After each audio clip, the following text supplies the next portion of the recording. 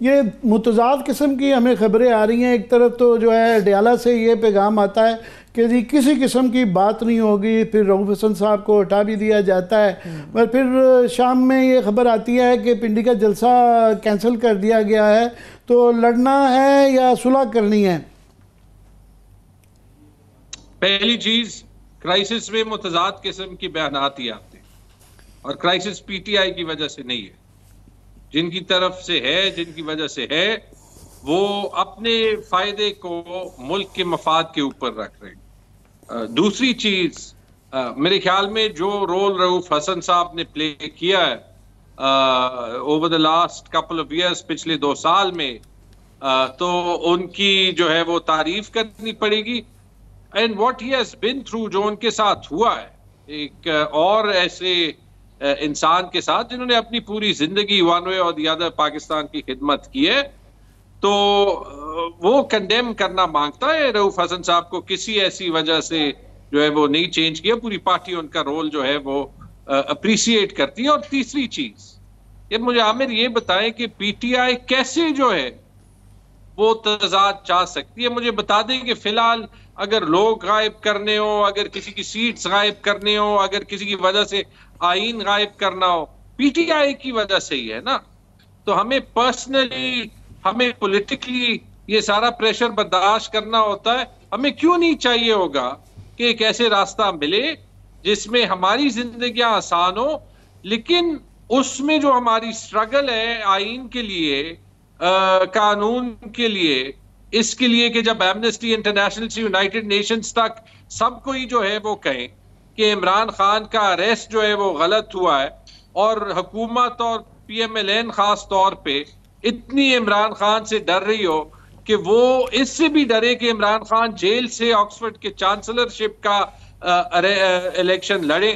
مگر میں اس بات سے کیا ہمیں ڈرنا چاہیے کہ میں نے اس خبر کی تفصیل میں پڑھا کہ آپ نے جلسہ کینسل کیا ہے, مگر پنڈی کے اندر احتجاج کی کال دی ہے.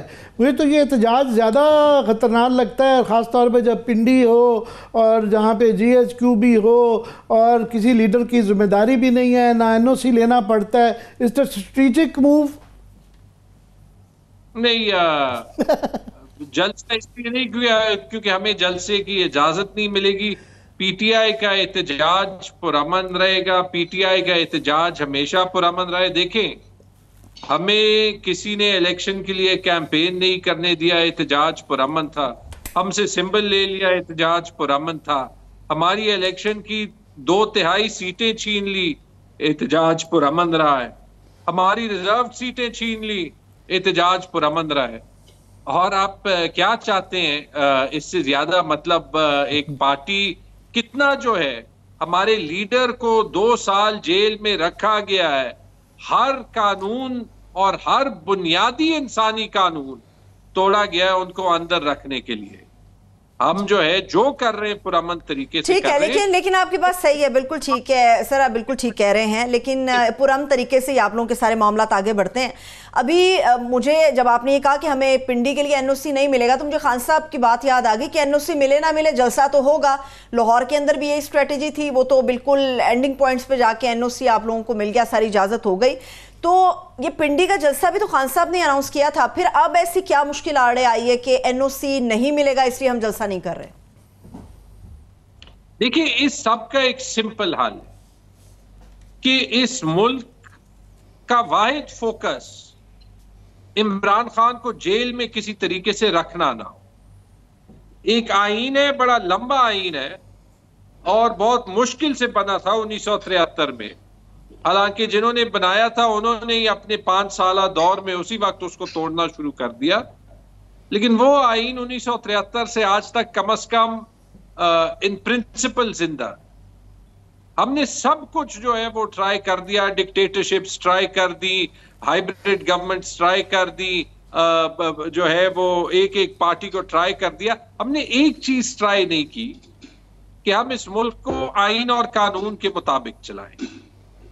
اگر ہم اس کرائسس سے یہ سبق سیکھ لیں کہ 2024 میں جو پاکستان کی آج کی نسل ہے جس نے دنیا دیکھی ہے, ان کو ڈیجیٹل دہشت گرد کہنے کے بجائے ہم یہ سمجھ لیں کہ چونکہ انہوں نے دنیا دیکھی ہے، ان کو ایک الگ طریقے کا ملک چاہیے جس طریقے سے دنیا کے کامیاب ملک چلتے ہیں.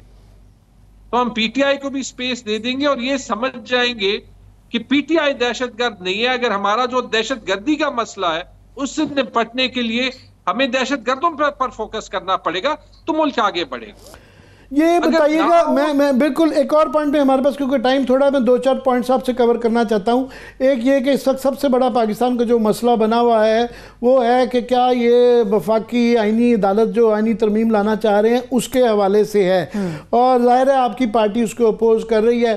کل مولانا فضل الرحمان صاحب نے صحافیوں سے ملاقات کی جس کے بعد یہ تاثر آیا، بلکہ انہوں نے یہ کہا کہ وہ حق میں ہیں آئینی اس کے ترمیم کے، اور لارجلی یہ جس سے تاثر ابھرا کہ وہ بالکل ہیں. آج پھر آپ کی پارٹی کی سلمان اکرم راجہ صاحب ان سے ملے، حامد صاحب ملے، تو پھر یہ ان سے امید لگا کے جو آپ بیٹھے ہوئے ہیں بہت زیادہ پازیٹیو مثبت کہ نہیں مولانا کو آپ منا لیں گے. ہمیں تو کچھ الٹا لگتا ہے کہ مولانا جا چکے. دیکھیں ایسے ہے کہ اس آئینی ترمیم کے پاس ان کے پاس نمبر نہیں ہے. اگر ہوتے تو یہ 63A کا کیس نہ لگتا، یہ پریکٹس اینڈ پروسیجر ایکٹ نہ بدلتا ایک آرڈیننس کے تھرو، یہ پورے سپریم کورٹ میں اتنی زیادہ کشیدگی پیدا کرنے کی کوشش نہ ہوتی.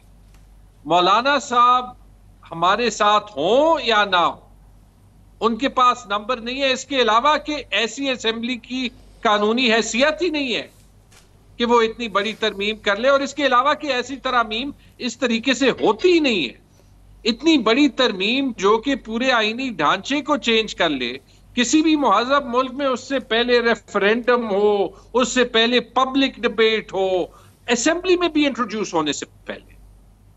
یہ نہیں کہ رات کے اندھیرے میں کوشش کی جائے جو MNAs P T I کے اغوا ہوئے ہوں، جن کی فیملیز اغوا ہوئے ہوں، ان کو گننے کی کوشش کی جائے اور اس کی بنیاد پہ ملک کا آئین چینج کیا جائے.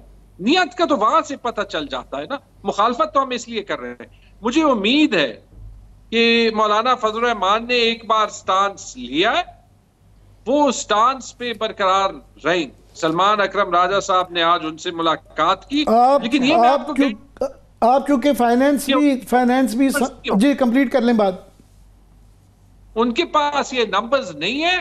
اور چلیں نمبر یہ وہ جس طرح آپ نے کہا کہ مولانا کے علاوہ بھی وہ 2-3 اور بھی حربے استعمال کر رہے ہیں، جس طرح 63A کا ہے اور کیسز کی ریویژنز کے ذریعے یا کٹ روز کی ایک آدھی وکٹ گرا لیتے ہیں وہ آپ کی. تو مگر میں چاہ رہا ہوں کہ آپ سے ذرا IMF کا بھی پوچھ لوں کہ وہاں بڑی لڈیاں ڈالی جا رہی ہیں کہ جناب ہمیں وہ مل گیا، معاہدہ ہو گیا ہے اور ہنکی ڈوری، ایوری تھنگ از ہنکی ڈوری. مگر ساتھ میں ہی ہم نے کل یہ ہارون شریف صاحب نے ہمارے پروگرام میں یہ ذکر کیا تھا کہ یہ جو ڈال رہے ہیں کہ جی کمرشل بینک سے 11% کے اوپر انہوں نے جو لون لیا، اور یہ کہا کہ IMF کی مجبوری ہے کہ ایز اف یہ تاثر دیا گیا کہ ان کا پریشر ہے. وہ اب یہ خبریں آ رہی ہیں کہ وہ کہہ رہے ہیں جناب ہم نے بالکل نہیں کہا تھا، ہمیں کیا آپ اتنے مہنگے جا کے لون لیں. کیا کہیں گے overall IMF and this issue?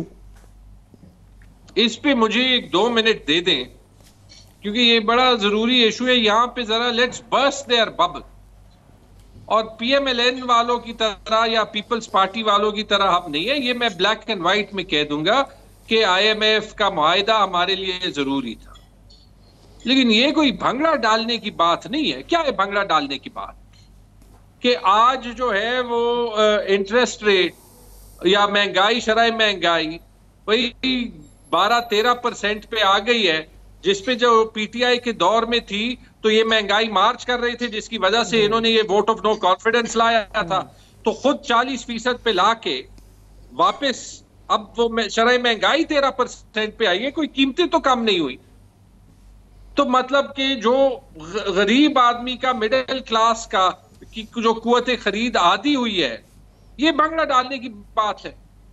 یا لیٹس سے جو پاکستان کے بڑے مسئلے ہیں، جو ہمارے پاس کبھی فورن ایکسچینج نہیں ہوتا، $10 ارب کے ریزرو نہیں ہے، اور اس $10 ارب کے ریزرو نہ ہونے میں $12 ارب چین کے، سعودی عربیہ کے اور UAE کے پڑے.